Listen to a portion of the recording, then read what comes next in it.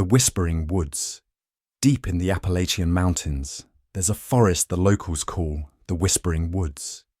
No one ventures there after dark, and even during the day, the air feels heavy with unspoken secrets. Legends say the forest is alive, and if you listen too closely, it whispers your deepest fears and makes them real. Lena and her boyfriend Mark had heard the stories all their lives, but they were skeptics and avid hikers who relished the challenge of exploring places others avoided. One weekend, they decided to camp in the heart of the Whispering Woods to prove the legends were nothing more than old superstitions. The first few hours were uneventful.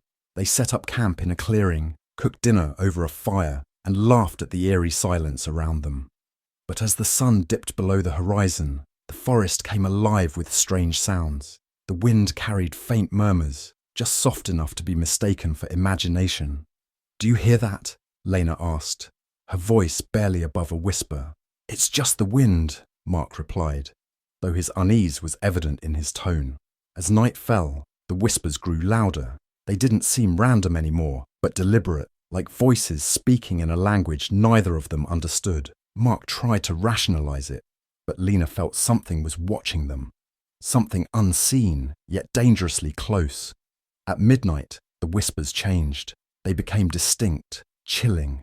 Lena heard her name, clear as day. "Lena," the voice called, soft and inviting. It came from deep within the woods. "Mark, someone's out there," she said, clutching his arm. Mark shook his head.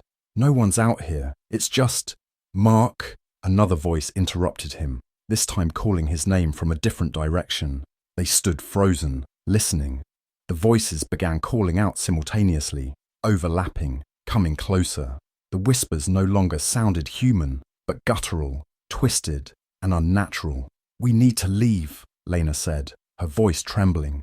Mark nodded, and they quickly packed their belongings. As they tried to find their way back to the trail, the forest seemed to shift around them. Trees loomed larger, their branches clawing at the sky. And the path they had taken earlier had vanished. The whispers followed, growing louder and more frantic. They now spoke in a language neither of them could comprehend, but the tone was unmistakable. Anger. Mark suddenly stopped, clutching his head. "Do you hear that? It's so loud," he cried, falling to his knees. Lena grabbed his arm, pulling him up. "We have to keep moving," she shouted, though her own fear was paralyzing. But Mark wouldn't move. His eyes stared into the darkness, his mouth hanging open. "It's my dad," he whispered. "What?" Lena asked, shaking him. "My dad.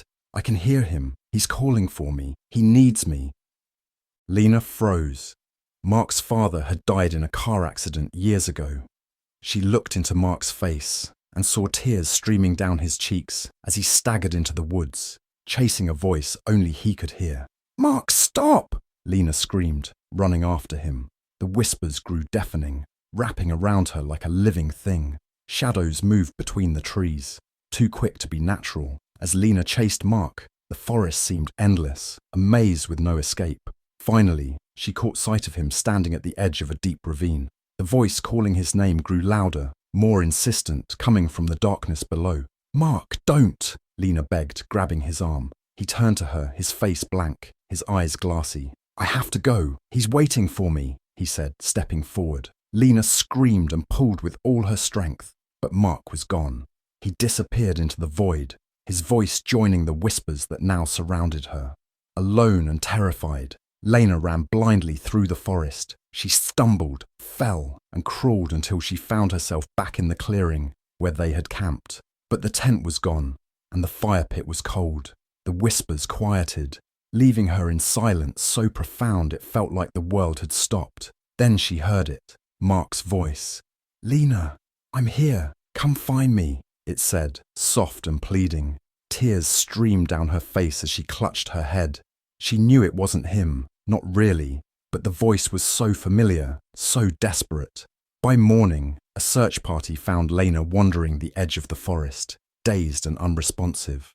She mumbled incoherently about whispers and shadows, her mind fractured by what she had experienced. Mark was never found. Locals say his voice can still be heard in the Whispering Woods. calling to anyone foolish enough to listen. Those who hear it rarely make it out alive, and those who do are never the same. The forest doesn't just whisper your fears, it devours them, and you along with it.